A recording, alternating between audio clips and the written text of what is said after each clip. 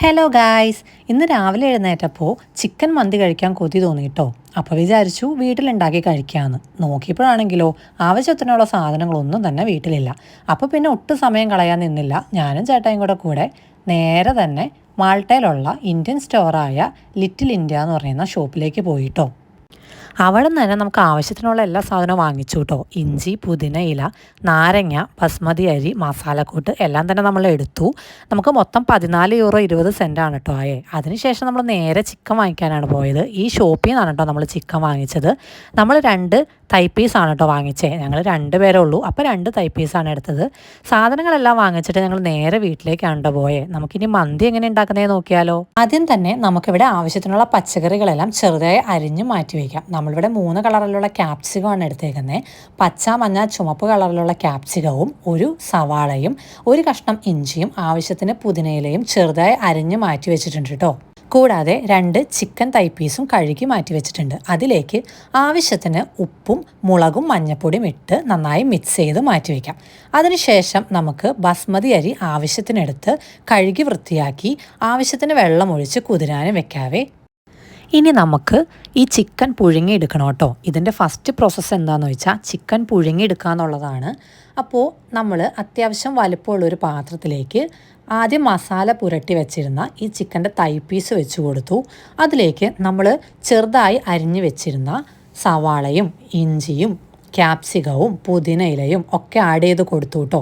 അതിൻ്റെ കൂടെ നമുക്ക് മാൾട്ടയിൽ ഗാർലിക്ക് ചോപ്പ് ചെയ്തത് നമുക്ക് വാങ്ങിക്കാൻ കിട്ടും, സെപ്പറേറ്റ് വാങ്ങിക്കാൻ കിട്ടും.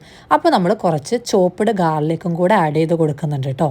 ഇതെല്ലാം ആഡ് ചെയ്തതിന് ശേഷം ഞാൻ ഒരു പീസ് ചിക്കൻ ക്യൂബ്സ് കൂടി ആഡ് ചെയ്യുന്നുണ്ട്. നമുക്കിവിടെ മാൾട്ടയിൽ ചിക്കൻ ക്യൂബ്സ് വാങ്ങിക്കാനായിട്ട് കിട്ടും കേട്ടോ. ഇതാണ് നമ്മൾ വാങ്ങിച്ച ചിക്കൻ ക്യൂബ്സ്.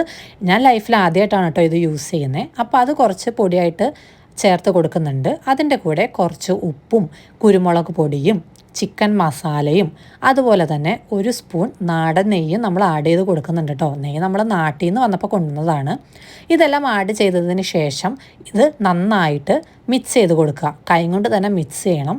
അപ്പോഴാണ് ആ പുതിനയിലയുടെ ഫ്ലേവറും എല്ലാം അതിലേക്ക് പിടിക്കുള്ളൂ കേട്ടോ. അതിനുശേഷം ഇത് പുഴുങ്ങുന്നതിന് ആവശ്യമായിട്ടുള്ള വെള്ളമൊഴിച്ച് നമ്മൾ നന്നായിട്ട് ഇത് പുഴുങ്ങിയെടുക്കുക. ചിക്കൻ വെന്തതിന് ശേഷം നമുക്ക് അതൊരു പ്ലേറ്റിലേക്ക് മാറ്റാം കേട്ടോ. കാരണം ഈ ഒരു മിക്സിൽ തന്നെയാണ് നമ്മൾ റൈസ് കുക്ക് ചെയ്യാൻ പോകുന്നത്. അപ്പോൾ ആ ഒരു മിക്സിലേക്ക് 2 സ്ലൈസ് നാരങ്ങ, കുറച്ച് ടൊമാറ്റോ പൾപ്പും കൂടെ ഞാൻ ചേർക്കുന്നുണ്ട് കേട്ടോ. നന്നായി മിക്സ് ചെയ്തതിന് ശേഷം കഴുകി വൃത്തിയാക്കി വെച്ച ബാസ്മതി റൈസ് കൂടി നമുക്ക് ആഡ് ചെയ്ത് കൊടുക്കാം. എന്നിട്ട് നന്നായിട്ട് വേവിക്കാൻ വെക്കാവേ. അത് വെന്ത് വരുമ്പോഴത്തേക്കും നമുക്ക് ഈ ഒരു ചിക്കനിലേക്ക് പുരട്ടാനുള്ള ഗ്രേവി തയ്യാറാക്കാം. അതിന് നമ്മളിവിടെ നമ്മൾ വാങ്ങിച്ച തന്തൂരിയുടെ ഒരു മിക്സും അതുപോലെ തന്നെ ആവശ്യത്തിന് കുരുമുളക് പൊടി, മഞ്ഞൾപ്പൊടി, മുളക് പൊടി, ചിക്കൻ മസാല എന്നിവയെല്ലാം നന്നായിട്ട് ചൂടിൽ നമ്മളൊന്ന് ചൂടാക്കി എടുക്കുകയാണ് കേട്ടോ. അതായത് ജസ്റ്റ് ഒന്ന് പാനിലിട്ടിട്ട് ചൂടാക്കി എടുക്കുകയാണ്. എന്നിട്ടത് ഒരു ബൗളിലേക്ക് മാറ്റി അതിനുശേഷം നമുക്ക് ആവശ്യത്തിന് വെളിച്ചെണ്ണ ഒഴിച്ച് കൊടുക്കാം കേട്ടോ. ഈ മിക്സാണ് നമ്മൾ ചിക്കനിലേക്ക് പുരട്ടി കൊടുക്കാൻ പോകുന്നത്. അപ്പോൾ നമ്മളത് കൈ കൊണ്ട് തന്നെ പുരട്ടണം കേട്ടോ. എന്നാലാണ് അത് ചിക്കനിൽ നന്നായിട്ട് പിടിക്കത്തുള്ളൂ. അതിനുശേഷം നമുക്ക് ഈ ചിക്കൻ പീസ് നന്നായിട്ട് ഫ്രൈ ചെയ്തെടുക്കണം. അപ്പോൾ നമ്മൾ പുഴുങ്ങിയെടുത്ത ചിക്കൻ പീസ് ആയതുകൊണ്ട് അതൊരു പാതി വേവേ ആയിട്ടുള്ളൂ. അപ്പോൾ നമുക്ക് നന്നായിട്ട് ഫ്രൈ ചെയ്തെടുക്കണം കേട്ടോ. അപ്പോൾ നമ്മളൊരു പാൻ വെച്ചു, അതിലേക്ക് വെളിച്ചെണ്ണ ഒഴിച്ച് ഫ്രൈ ചെയ്യാൻ വെക്കുകയാണ് കേട്ടോ. നന്നായി ഫ്രൈ ചെയ്ത് വന്നിട്ടുണ്ട്. അപ്പോഴേക്കും നമ്മുടെ റൈസ് ഇവിടെ റെഡി ആയിട്ടുണ്ട് കേട്ടോ. ഇനി നമുക്ക് ആ റൈസിലേക്ക് ഈ ചിക്കൻ പീസ് വെച്ച് കൊടുത്തിട്ട് നമുക്ക് ദമ്മിടാൻ വെക്കാം. അതാണ് ഒരു മെയിൻ കാര്യം. നമുക്ക് ബിരിയാണിക്ക് ദമ്മിടണ പോലെ തന്നെ നമുക്ക് മന്തിക്കും ദമ്മിടണം കേട്ടോ. എന്നാലാണ് അതിൻ്റെ ടേസ്റ്റ് നന്നായിട്ട് കൂടി വരത്തുള്ളൂ. അപ്പോൾ നമ്മൾ ഇങ്ങനെയാണ് കേട്ടോ ദമ്മിട്ടേക്കുന്നത്. നമുക്ക് വേറെ സംവിധാനമൊന്നും ഇല്ല ഇവിടെ, അതുകൊണ്ടാണ്. ഇപ്പം നമ്മുടെ മന്തി സെറ്റായി വന്നിട്ടുണ്ട്. ഇനി നമുക്കിത് സെർവ് ചെയ്യാം കേട്ടോ.